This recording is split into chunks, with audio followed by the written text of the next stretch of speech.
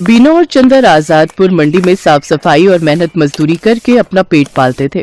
शादी के तकरीबन 2 साल बाद बीना गर्भवती हुई। दोनों ही पति पत्नी इस बात से बहुत खुश थे और बेसब्री से नए मेहमान के आने का इंतजार कर रहे थे, लेकिन होनी को शायद कुछ और मंजूर था। एक शाम जब दोनों काम से घर लौट रहे थे तो रास्ते में रेल पटरी क्रॉस करते वक्त चंदर का पैर पटरी में फंस गया।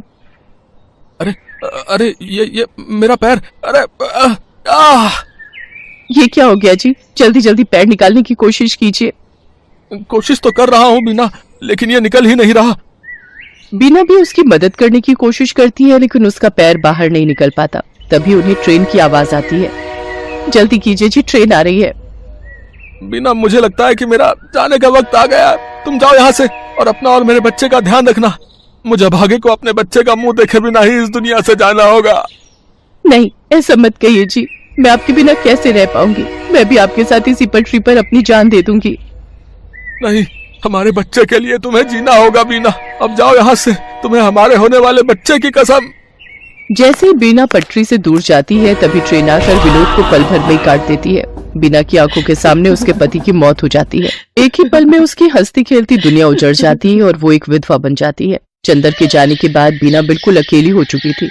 अब वो अकेली ही मंडी जाती और मेहनत मजदूरी करती और उससे जो कमाई होती उससे अपना पेट भरने लगती है। एक दिन बीना घनश्याम को कुछ प्याज फेंकते हुए देख रही थी। अरे घनश्याम भैया, ये आप क्या कर रहे हैं? कुछ नहीं बहन, जो प्याज खराब हो गए हैं उन्हें अलग करके फेंक रहा हूँ। भैया, अगर आपको कोई प्रॉब्लम ना हो तो जो प्याज आप फेंक रहे हो वो आप मुझे दे दो, वो मुझ गरीब के काम आ जाएंगे। लेकिन बीना बहन, इन आधे सड़े गले प्याजों का आखिर तुम क्या करोगी? वो मैं आपको बाद में बताऊंगी। फिलहाल आप ये खराब प्याज मुझे दे दीजिए। ठीक है बहन, ले जाओ। वैसे भी ये मेरे किसी काम के नहीं।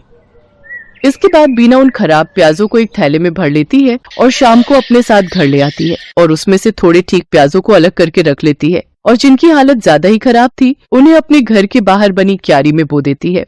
अगले दिन सुबह काम पर जाने से पहले बीना साफ छाटे हुए प्याजों को काटकर आटे में मिलाती है और साथ ही नमक, हरी मिर्च और अजवाइन डालकर उस आटे को गूंथ लेती है। खुद नाश्ता करके वो कुछ पराठे घनश्याम के लिए भी पैक करके ले जाती है। ये लो घनश्याम भैया, आपसे जो कल प्याज लेकर गई थी उनसे मैंने प्याज के पराठे बनाए हैं, जरा आप भी चख कर देखो। रोज दाल चावल खाकर आप बोर हो गए होंगे ना? बीना बहन, हम गरीबों के नसीब में तो दाल चावल और सूखी रोटी ही होती है, भला उससे भी क्या नाराज होना। अच्छा लाओ, तुम इतने प्यार से प्याज के पराठे बनाकर लाई हो तो खाकर देखता हूँ। घनश्याम को बीना के हाथ के बने प्याज के पराठे बहुत पसंद आते हैं। ऐसे ही कुछ समय बीत जाता है। बीना को अब 7वां महीना लग गया था, जिस वजह से वो मजदूरी नहीं कर पा रही थी, जिस वजह से उसके घर खाने पीने की तंगी हो गई थी। ऐसे ही एक रोज जब वो खाना बनाने जाती है तो देखती है कि राशन के सभी डिब्बे खाली हैं। हे भगवान, एक बार को मैं तो भूखी रह लूंगी, लेकिन मेरे अंदर पल रही ये नन्ही जान कैसे भूखी रहेगी? इस हालत में तो कोई मुझे काम भी नहीं दे रहा, अब क्या करूं? हाँ, याद आया, अपनी जमीन में थोड़े प्याज उगाए थे ना, क्यों ना उनको निकाल लूं, वो अब पूरी तरह पक गए होंगे। बीना उन प्याजों को निकालती है और पड़ोस से थोड़ा आटा उधार मांग कर ले आती है। उसके बाद स्वादिष्ट प्याज के पराठे बनाती है। उसके पराठों की खुशबू को सूंघते हुए उसकी पड़ोसन आरती वहाँ पहुँच जाती है। अरे वाह बीना, तेरे घर से तो बड़ी ही अच्छी खुशबू आ रही है। आखिर क्या बनाया है तूने? कुछ नहीं बहन, ये प्याज के पराठे बनाए हैं। लो, तुम भी खाकर बताओ कैसे बने हैं।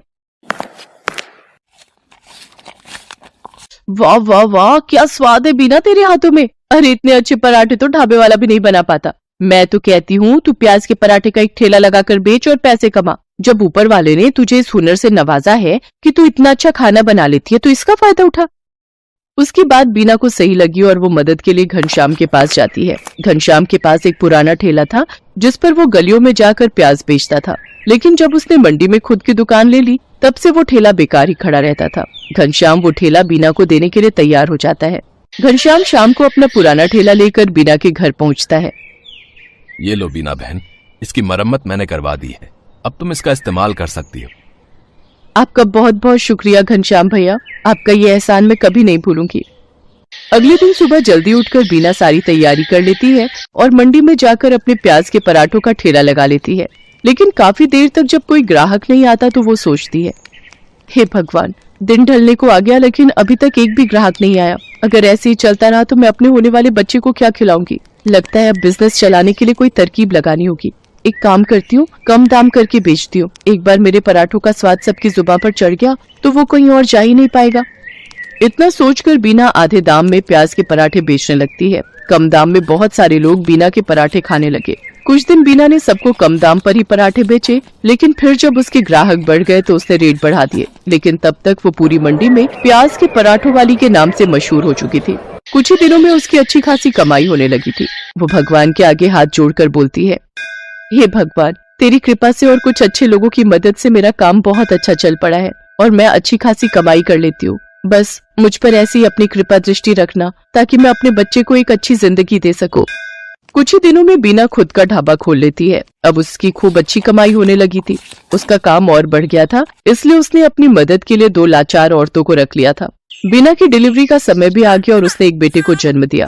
महीने भर का रेस्ट लेने के बाद वो वापस काम पर जाने लगी और अपने साथ अपने बच्चे को भी ले जाती। अब वो काम संभालने के साथ साथ अपने बच्चे की भी अच्छी परवरिश करने लगी और खुशी खुशी उसके साथ रहने लगी। राधिका बच्चों को स्कूल से छुट्टी के वक्त घर लेकर आ रही थी, पर उसकी आंखों में आंसू थे। अब क्या करूं? बच्चों की फीस अगले 15 दिन तक नहीं भरी तो बच्चों का नाम स्कूल से काट देंगे। 6 महीने की फीस कहाँ से लाऊंगी? मुझे कुछ समझ नहीं आ रहा। मम्मी, बर्गर खाना है, बर्गर लेकर दो ना। मम्मी, मुझे भी बर्गर खाना है। भैया, बर्गर कितने का दिया? 10 रुपए का आलू टिक्की और पनीर लगाकर 15 रुपए का है। 10 रुपए वाले 2 दे दो भैया। ये बर्गर बनाना कितना आसान है, अगर इसमें सब्जियां अच्छी लगाकर दो तो। ये लो आपके बर्गर। मम्मी, मुझे पनीर वाला खाना था। भैया, ये लो 5